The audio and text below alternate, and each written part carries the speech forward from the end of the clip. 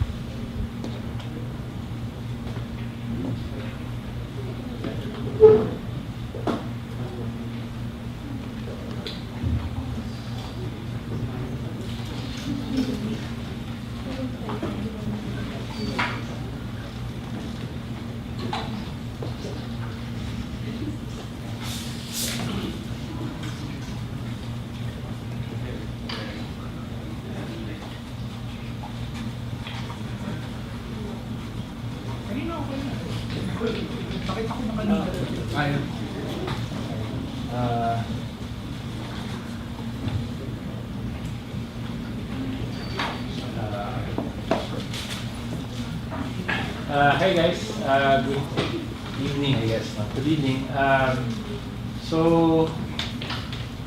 mean, it's my first time here in Philippine Ruby Users Group, and I think I've seen some of you guys pero over Facebook, like parents, nakikita ko, and some probably familiar faces. I just like to apologize, no? Pero sino si... I was contacting someone, si Janice. Hindi kasi nagtatanong ako, I wasn't prepared for anything. I know I wanted to come, pero I didn't know where to. Akala ko sa Taguig. I was on my way to Taguig. Tapos buti nag-reputation na dito sa source pad. So, malapit lang naman. I came from Green Hills earlier. So, thank you for having me guys. And it's my first time to meet a Ruby community. Because I think I've been talking around with parents, and I think most of you are either from the Ortigas area, work in the Ortigas area, or in Makati. So, and I've seen some of the meetups, most of them are in Taguig. I think Logica, di ba? And so, it's nice that it's much closer to where I come from. Kasi our company, Cloudband Solutions, we're actually situated in Katipunan. We just rented out a condo unit and then converted it to an office. So, the thing I'd like to share with you guys is code convention with Ruby on Rails.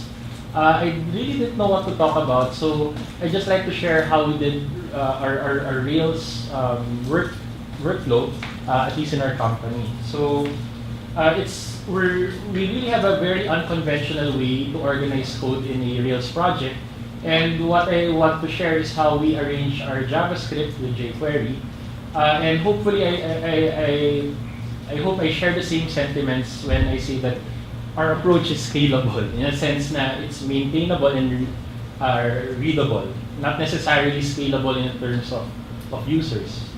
And then I'd like to also share one of the common patterns that we use, which is the command pattern to implement our business logic, and some other controller flows.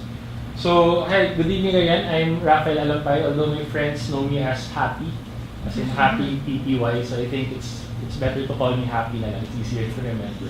I'm the managing partner in Cloudband Solutions Corporated. We're a company, we're a very large company. We're only 4 in the company.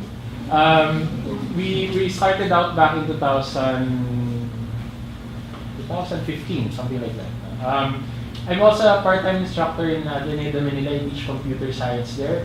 And I'm also a modern planeswalker. So, for those of you who play Magic, then I'd like you to explain. Kasi wala akong kalaro.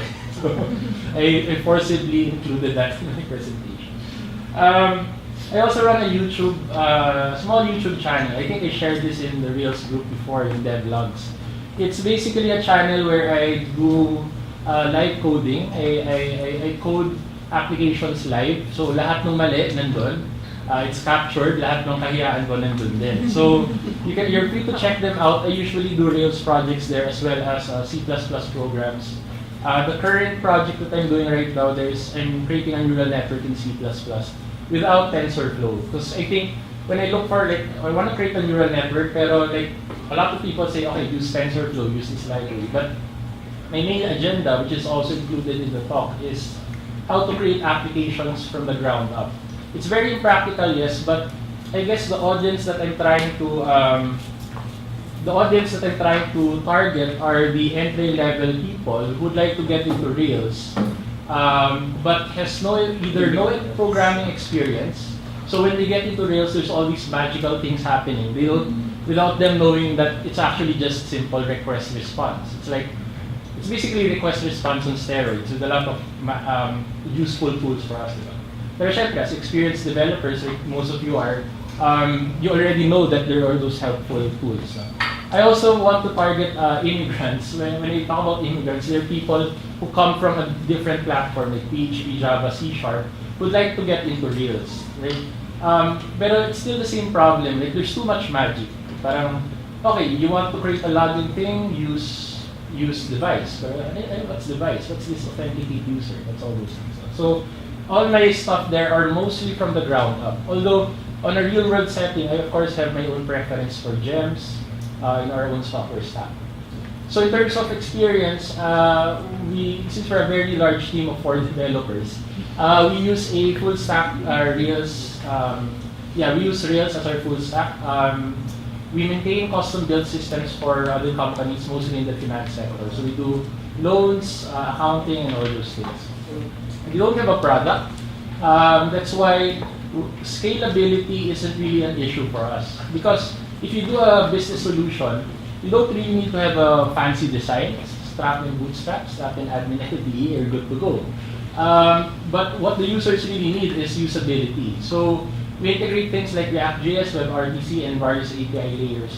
And we're not really in the whole startup product style. We really adhere to, or we really target maintaining custom built systems. Alright, so the problem we're trying to address is how can a novice developer get into Rails without too much of that magic. So this is for developers who want to get into Rails, who want to have a certain convention for his or her project. Because I've had my own share of horror stories wherein we'd adapt a Rails project. Kasi, if you're a Rails developer, continue naman ng project na to. And it's like, it's much more expensive to refactor something. No, parang sometimes it turns out that it became more expensive to refactor something rather than to build it with our own conventional tools. No?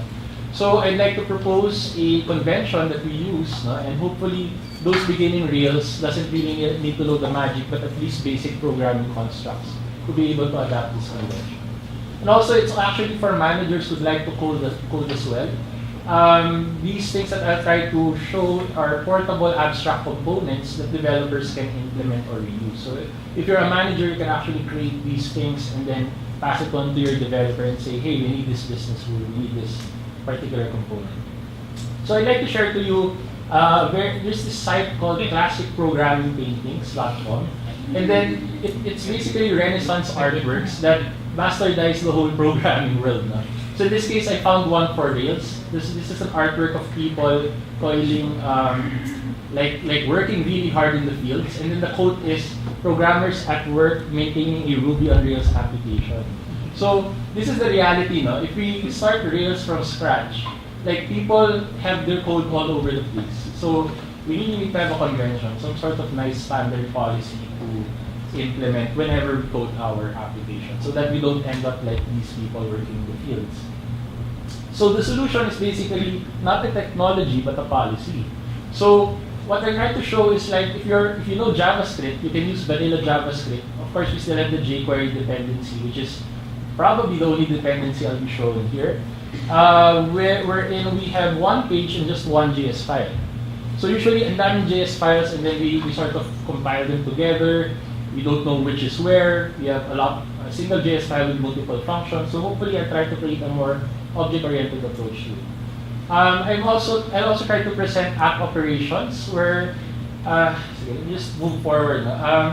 These app operations are basically the pure Ruby solutions in implementing business rules. No magic in terms of gems, in terms of functionalities that we don't know what's happening, but it's more readable. So this is what I try to propose today. Okay, so the demo stack that I'll be demoing is just built using Rails 5, Bootstrap 3, jQuery, SQLite, and I'll be using Haml for templating. The reason why I'll be using Haml for this is because I forgot to prepare for this presentation, and I need shorthand HTML to create the views. So, for those of you who don't know Haml, Haml is just a templating engine. Probably cuts your HTML code down by a good 60%, something like that. But I'll still explain it along the way. But the core naman is not the Haml part, but rather the convention part. So let me start off by cheating and asking you guys what we want to build for today.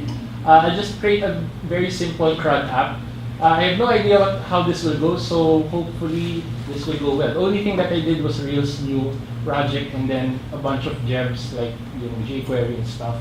Because jQuery is not apparently included anymore in HTML5 by default. Okay, so let me just start up the demo app here. So for those of you who've seen Rails, you have your typical Rails structure. And what I'd like to, let's try to build an app from scratch. So hopefully for the newbie developers here, or those who are new to Rails, they can find something familiar and not be scared of the gems that some developers would like to push on you guys. Alright, so having said that, siguro I'll start with the model part. And probably I'll just scaffold this to make things easier. So I'm not sure what model I like to CRUD for, so I'll just do something simple. However, I do have a requirement for the model. I like the model to have a state, meaning my status, which is very common in a lot of business rules. They have a transaction, it goes from pending for approval, for approved, paid, and so on and so forth. So I really like cryptocurrency, so I'll create a model called, let's say, Satoshi. I'm not sure if Rails will properly parse this thing to Satoshis, but let's find out. And let's say that the Satoshi is an amount, decimal, and that it's also a, they call this, it also has a status. I'll put it as a string. So for the beginners here, like the model here is just your basic ORM, right? It's just a class that's able to map down to a database with a certain convention wherein the table name is named after the plural form of the model. So we're expected to have a table called Satoshis. Now, the nice thing about Rails is that it has a lot of useful tools like DB Migrate, which will create the SQL for you, and you already have the table there, the database stuff there already programmed for you. So if we go here to our editor, we now have a Satoshi model that's already bound to your database. So you can do all those queries and all those stuff. So let's just do some validation here. Let's say amount. It should be required. So I'm really shaking right now because I have no idea. So let's say numericality is true. And then for the status, we'll also say that it should be required. The nice thing about this validation mechanism is that you can put things like probably stat. I keep forgetting what the plural of statuses is. Is this correct? Please correct me if I'm wrong because I'm really nervous right now. So I'll just do something like this. And then I'll say before validation, load defaults, which is probably the first convention I'll try to propose here. Nice thing about Rails is that it has some nice callbacks. When I say callbacks, it's basically it calls a function that triggers on a certain event, in this case, before validation. So before validation, load some defaults. So I'll check that if self is like this. For those of you in the PHP world, self is this. If this is a new record, so we have a lot of nice utility methods here, then we set status to be equal to pending. So the first time I tried to present this to my friend, he says, okay, can't you just do status? Isn't that the same thing? Isn't that the Rails way to do? But sometimes if you're coming from Java, the convention is this. Right? You always have to explicitly specify na, hey, you're dealing with an instance of an object, so deal with this. So in Rails, I explicitly always include self.status, which is also useful for my employees to say they like verbosity. Okay, shoot me now, pero yes, they like verbosity. Rails developers love their magic, pero I guess in a corporate setting or in a team-based setting, verbosity still has its place in it. So I do verbose stuff like self.status is pending for a new record. And that's our entire model for Satoshi.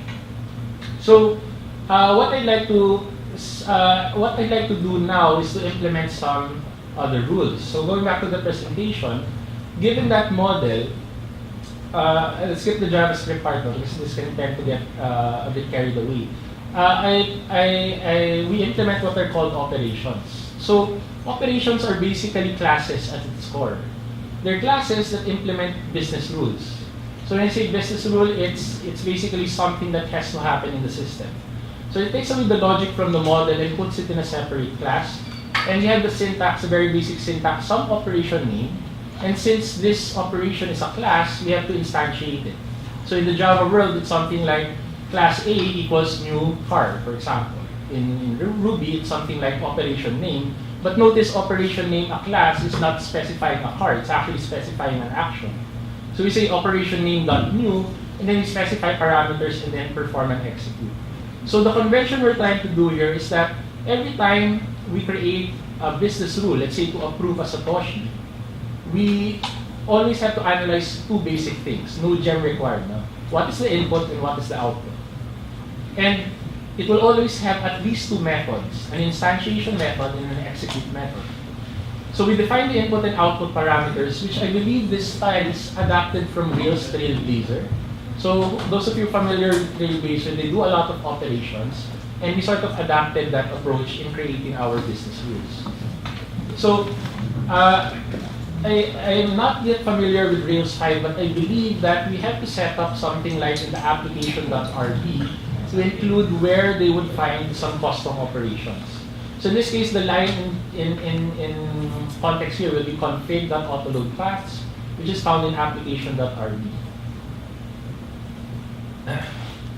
Right, so I'll autoload that path and I'll say something like config autoload paths plus equals, and then this is just an array of directories. I don't think we need that. Config.root / operations. Okay. Now, if you come from the Java world, what this is basically doing is that it's loading up the context, meaning anything found in the autoload path will be considered as part of your context, and classes can see other classes. So in this case, I need an operation, usually found in app. We usually put it in app, no? And then I'll create operations directory.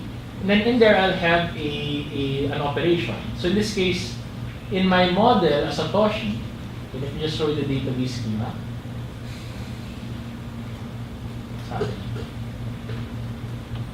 Right? The schema shows the, it resolves to Satoshis. Apparently, the plural of Satoshi is Satoshis. It resolves the database in Satoshis. We have an amount and a status. So let's say when we create a new row in our database table called new Satoshi, for example, then the initial status will be pending. I hope you guys can follow that. So please tell me if I'm just blabbering about that. I want my first Rails meetup to be a good one and not an embarrassing one. All right. So default status is pending, and so we might have an operation that says approve Satoshi. So the nice thing about operations is that it's very intuitive, meaning if you want to have a business rule and operation, whatever you say is the actual class name. So for example, in the case of Satoshis, I will have an operation called approve Satoshi. Right? So the class name is actually, the class itself is the operation. So in this case, this one will be a normal class called approve Satoshi.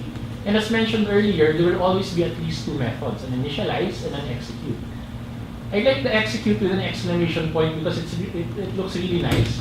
Execute, do this thing. No? Approve Satoshi, for example.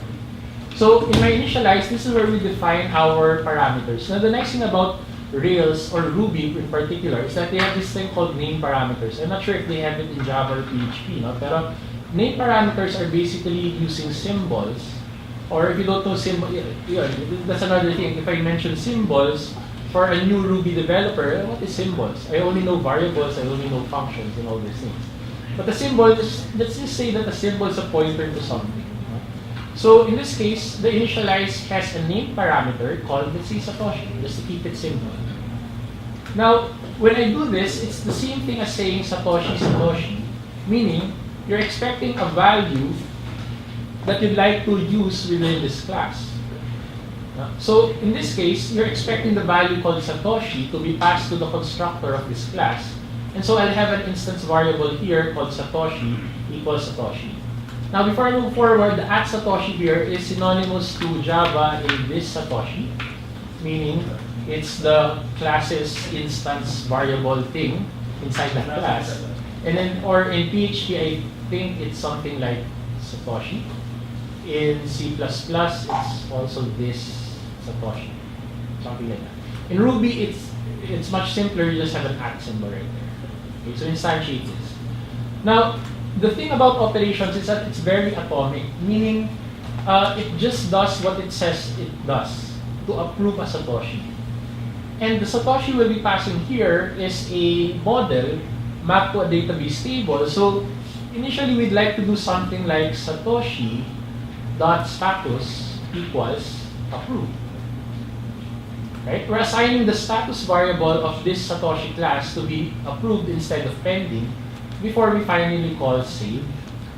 And then before we return that Satoshi. So I'll do return Satoshi. Say, hey, this is Ruby, you don't need the return statement. Yes, I know we don't need the return statement. But again, for new developers, it sometimes confuses them. Now, so I'd like to sort of slowly lean them towards, hey, you can still use your lovely return statements. You can still use the things that you've done back in Java, back in PHP.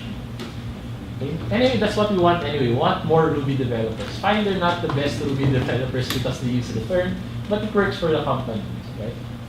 So, right, so this is what it does. And then you can always counter and say, what if the status was already approved? So that's another business rule. So if you ask that question, why is that status approved? What if that status is already approved? Then this one will already be bad code. So, but the operation doesn't care. The operation just does what it's supposed to do. In fact, the thing I like about operations is that it follows the Unix philosophy. And for those of you who know the Unix philosophy, it's that do one thing good, but do one thing only, but do it good. Roughly translated to that, right? So, but we still need to address that. Meaning we still need to address that if the Satoshi status is approved, then you shouldn't use this particular operation. So given that business rule, then that's actually a candidate to create another operation called validate Satoshi. Right? See that the classes are named after the actual action itself and not after some function. Right? Hopefully this makes sense afterwards. So I'll leave those two together and I'll say validate Satoshi. And then I'll just have these two methods there. Now it still accepts a Satoshi, but the execution will return an array of errors. Right? An empty array of errors. Because all this operation does is that it will simply return a set of errors for whatever business rule we need for this Satoshi. So one of the business rules that I countered myself is that, okay, what if the status is approved? Right? You can't use this if the status is approved. So we have to check that. Actually, we need to be more verbose. Validate, I'll change this now. Let's say validate approval of Satoshi. So you can be as verbose as you need, no? Which is much more readable, and at least I think it's much more readable. So I say validate approval of Satoshi. It's kind of weird because this one is like a sentence, but you use it as a class name. But believe me, it actually worked for our team. It was very easy to maintain and very readable in a sense. Okay, so validate approval of Satoshi. It will only do one thing and do it good, which is to validate if we can actually approve this Satoshi. So in this case, in the execute, this is where all the logic happens. No magic, no? So parang I can say, if Satoshi.status equals pending,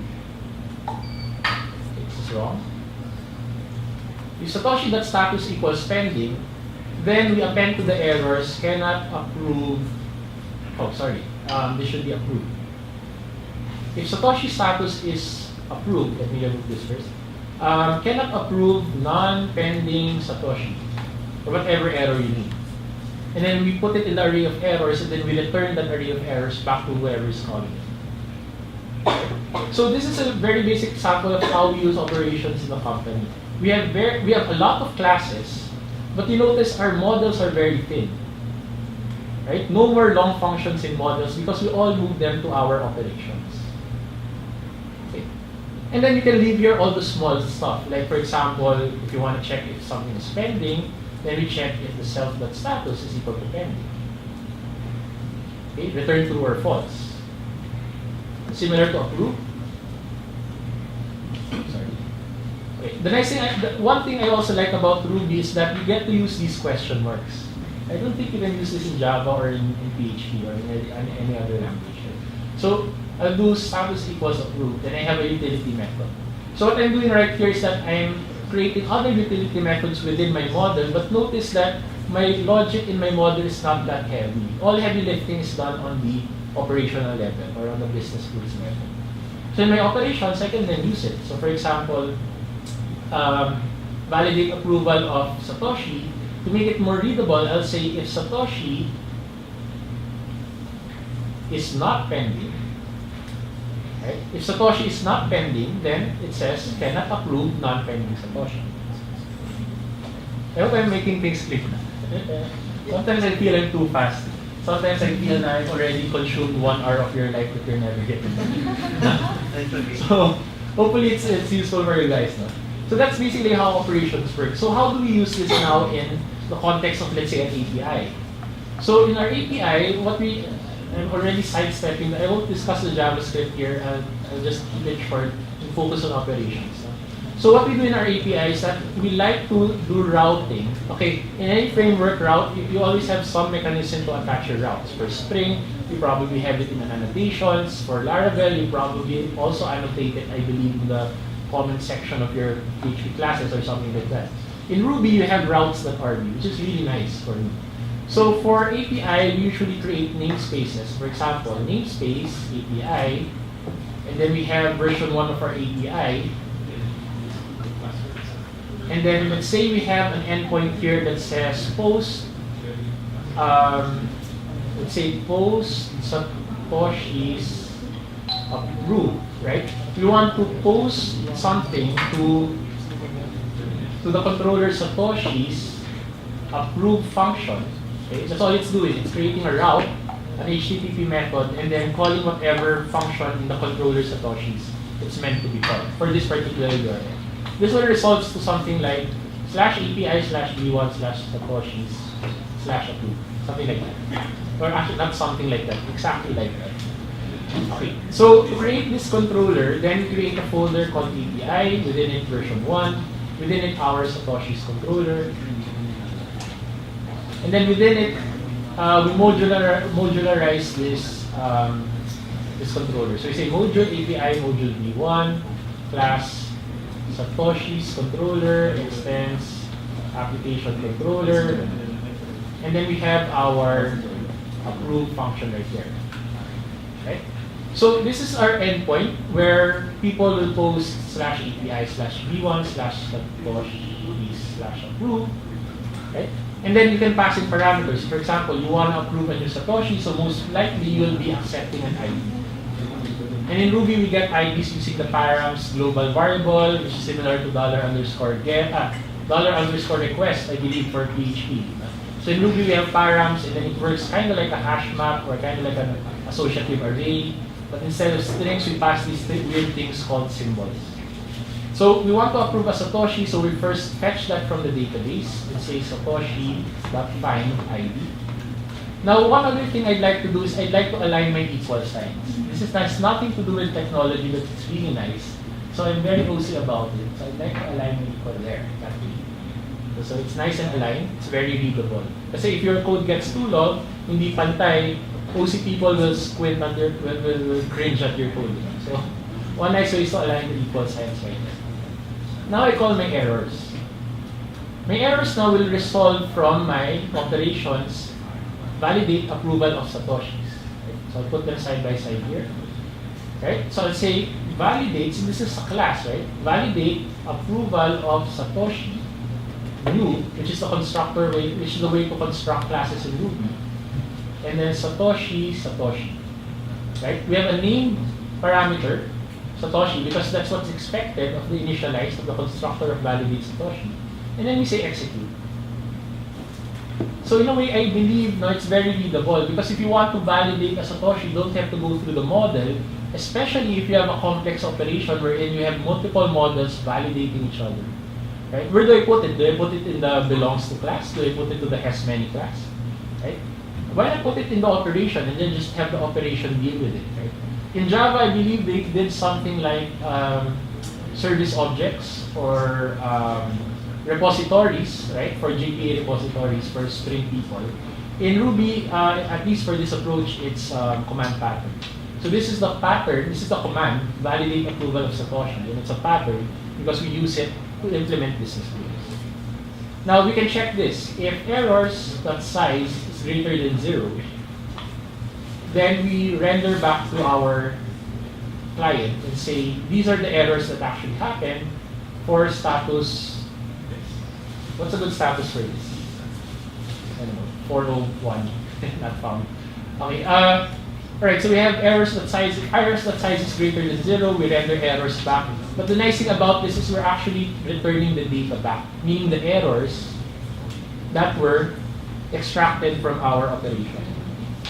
Right? Else, if we actually, if there are no errors, meaning size is not greater than 0, then we call our approve Satoshi. Right? So we say approve Satoshi dot new, and then we pass the Satoshi to it. That XP. Right? This one returns the Satoshi itself, so we say Satoshi equals approve Satoshi, and then we do something like render JSON ID Satoshi.id or whatever we need, thus completing the cycle for the API. So in this very, very simple example, yes, it's very, very short because all we really are doing is validating the approval of a Satoshi. We can actually approve a Satoshi by checking if the status is not pending. If it's not pending, then we have an error. Then we return our array of errors. And then it's very atomic because it doesn't really do anything much else. In approval, it really doesn't care if it's approved or not, meaning if it's valid or not. Right? For all we know, you can pass here an invalid Satoshi, it will still approve the hell out. So it's very atomic and very modular in a sense. So that's actually my proposal or that's actually my presentation. For those beginning out Rails, if you want a nice convention that we'd like to use without getting into much of that magic, then I invite you to try to read on Trailblazers operations and then try to see how they create their business rules. Because at the end of the day, when creating our application, it's always about implementing these business rules and modularizing them. Nice thing about this is that your controller is very thin. No logic is found in the controller aside from extracting things, calling things, and probably a bunch of if-else statements. Okay. Hopefully that made sense, and with minimal gems, conventions are a good way to have maintainable self-documenting code. Okay, don't be that douchebag who writes unmaintainable code and leaves the company out in the ground. Right, so that's my short talk for today. Hopefully you liked it.